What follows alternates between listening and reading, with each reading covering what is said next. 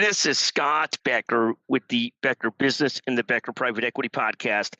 Today's discussion is going to be a short discussion on private equity and physician practices. So here's what's going on, and we could call this private equity physician practices the good, the bad, and the ugly. So here's the deal with private equity and physician practices. Here's where it seems to be working out okay. The good, I would say, is higher margin practices with lots of ancillaries and where they're not overdoing the scrape and the debt. So what's the scrape and what's the debt?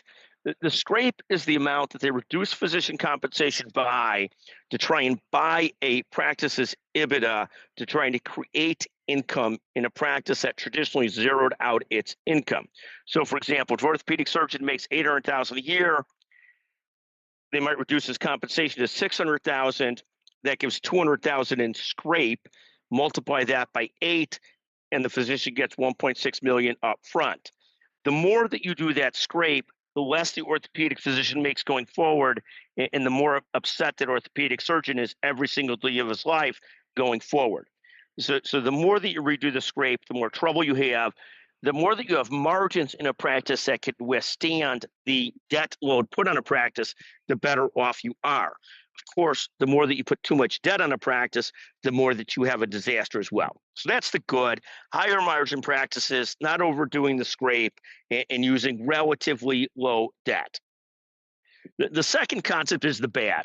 The bad is practice situations where the practices themselves suffer from relatively low margins.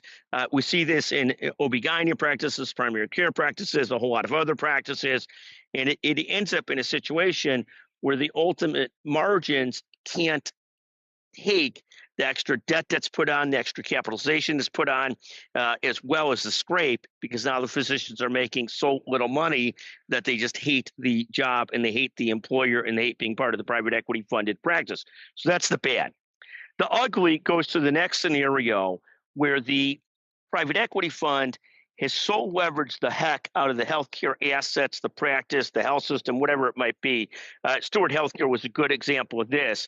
And what they've done is they've put so much pressure on the business that the business basically implodes under the cost of the debt.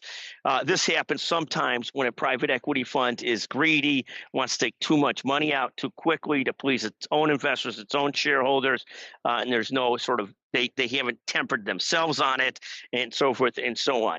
But that's where we see is the good, the bad, and the ugly. The good, high margin practices, easy on the scrape, easy on the debt. You're adding on professional management in some places. It really can happen. The bad, lower margin practices, too much debt, just really a prescription for disaster. And then the ugly is where somebody's really sort of raped the business. They've put way too much debt on it. They've done debt recaps up the wazoo, and they've left the business way too fragile, and the business starts to fall apart.